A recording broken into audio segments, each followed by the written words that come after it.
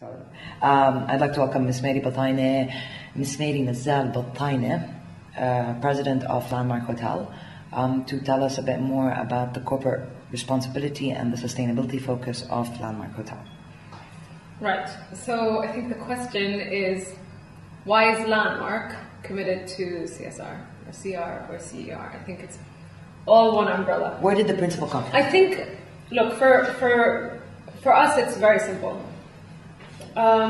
It's not a matter of giving back to the community, because we are the community.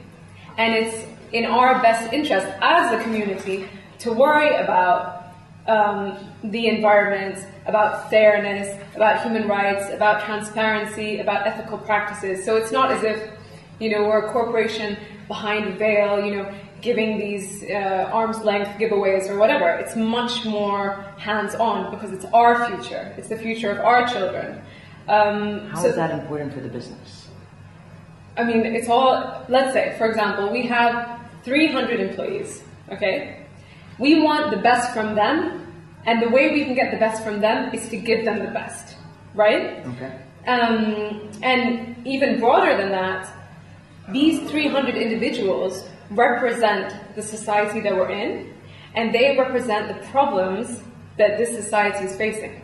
So through them, through engaging with them on many levels, we can work through some very serious problems, like the role of women in business, for example, which is something that we've been working on recently in commemoration of International Women's Day. That's just one example. Another example is our supply chain. So that's something that we've been working on as well, to institute an ethical supply chain. And as Landmark, we have over 1,000, 2,000 suppliers of various sizes. So if we start explaining to them these very basic principles of, being fair, being transparent, being, not accepting underage employment and whatnot, it creates an incredible ripple effect throughout the whole society. I mean, let's say we have one woman employee and we teach her about saving water, right? For our own business. Like, we are trying to save water for our own business, for our costs and for the environment. And we teach her that and she implements it in her house. That's one household who will now start saving water. And in Jordan, that's our, the most scarce resource there is. And the same thing applies to our supplier. I mean, the same model. So it's an incredible ripple effect. And we, as Landmark, we have a platform which almost gives us the obligation to do these things. It's like we're a citizen. I mean, all citizens, they have rights, but they have obligations. And it's the same thing for a company. Like, we're lucky enough to own a company. We have obligations that come along with it. And it's not a burden. It's more like an opportunity to use this platform. Okay. For on many different levels, whether it's environmental, social, women, I mean, everything. The platform is open. Okay, and in going through this journey of implementing your responsibility practices, what are the challenges or maybe some of the obstacles that you faced as a hotel or as a citizen of this community? I think some of the main obstacles occurred because of the country's infrastructure, generally.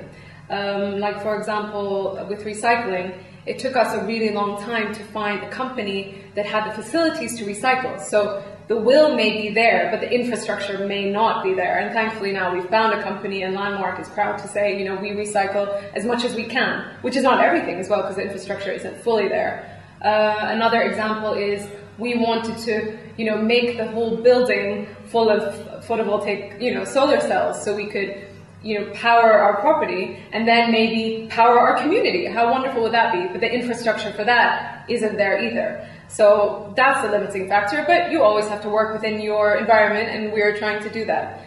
Another obstacle, I think, is lack of knowledge. I mean, it's not so much an obstacle because it can always be countered through, awareness sessions, teaching and whatnot. It only becomes an obstacle when it results in a dismissive approach or an approach that undervalues what we're trying to do, which I haven't experienced with the Landmark team generally. I think the response has been really good on every level, environmental, social, economical, supply chain, you name it. it's been good, but I think it probably is an obstacle that some people would face. And I'm also conscious that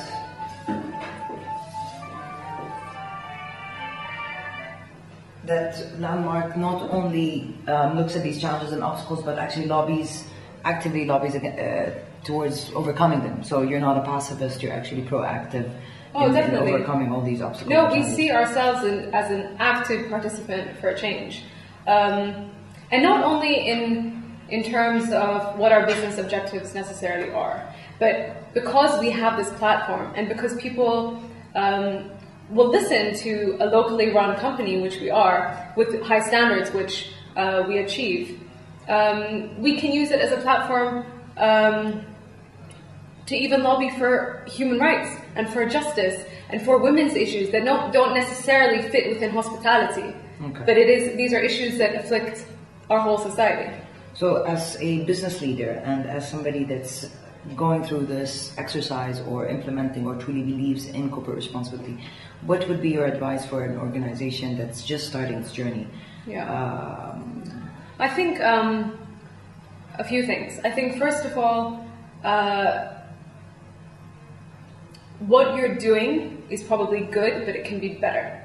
It's always better to institutionalize it in a way that moves it from a sporadic ad hoc type of thing, which we used to do, to a much more structured, strategic type of technique, which at the end of the day will give you more benefits. You as a company and your community and your team. So I think to move it from something ad hoc to something structured, and I think at least for us, we couldn't have done it by ourselves. I think that you need someone who specializes in it to help you do that, to help you come up with your policies, to help you, the first step really is to figure out where you are. You know what I mean? Where are you in terms of fairness, discrimination, child labor, environment? Figure out where you are and then set your goals. And I think you need some outside help, either on a consultancy basis or something to help you get there. But of course, then you make it your own. Like, you have to know what you want, but it's always good to have the guidance, which we did. So that would be, I think, the first piece of advice. The second piece of advice would be to filter it down throughout your team. I mean, there's no point in keeping it in the ivory tower of the business. At Landmark, we're aiming to have our team, the Landmark team, be the ambassadors for our program, not Mary Nazzal sitting in our office doing it. I mean, that's not how we want to do it at all. So really to have your team be the ambassadors. Yep. Okay. I know you've invested a lot in putting together a code of ethics and investing a lot in your supply chain and focusing on having strategic corporate responsibility versus ad hoc. Where do you see yourself in the next year, 3 years, 5 years with respect to sustainability issues and corporate responsibility issues in the local community? Right. I think there are many different levels. In terms of the environment, we are trying to be the leading hotel, at least in Jordan, to start. And like I said, we're doing recycling. We've recently built a mud hut. We're celebrating Earth Hour. I mean, all these steps combined, I think, will help us to that end. Secondly, in terms of our community engagement, what we hope to do is identify 2 local NGOs that really have a need for us, so we can assist them and they can assist us. It's not a one-way street. And we now have a strategic social committee whose job is basically to identify those organizations that we want to engage with. And so that's very exciting, because what we've done before is like I said, very sporadic, and now we're seeking to have a long-term relationship. And that could be having people from Poverty Pockets come and intern with us, get some on-the-job experience, and then possibly take hospitality as a career, because the beauty with the hospitality industry is that you don't have to have, you know, 1 million higher education degrees. You can come in having nothing, from nothing, and have the willpower and drive and become the general manager. I mean, at least that is our policy in Landmark. So we may engage with an organization that gives us those people and those women. I mean, we're trying to increase the number of women. So you believe that sustainability is a valuable tool to help make hospitality a professional career as opposed to a dead-end job? Sure, I think sustainability comes in on many levels. but I think it has to be genuine. Like, let's say Landmark as a brand is sustainable, right? We really have to be sustainable. Otherwise, our clientele will know it, whether they're locals or internationals. And I think if you do it in a genuine way, we will stand out. And I think we are already standing out. People know what we stand for, increasingly so.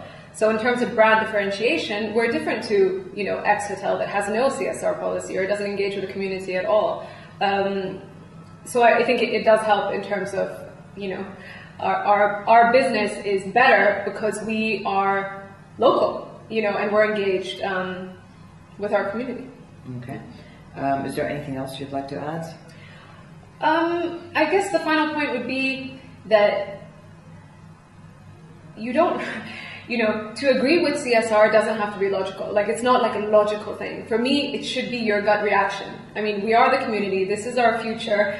You don't really need to think about it that much. You just do it, number one. Believe in it. Believe in it. And number two, it will give you and your team, the Landmark team, for example, a sense of pride in your institution.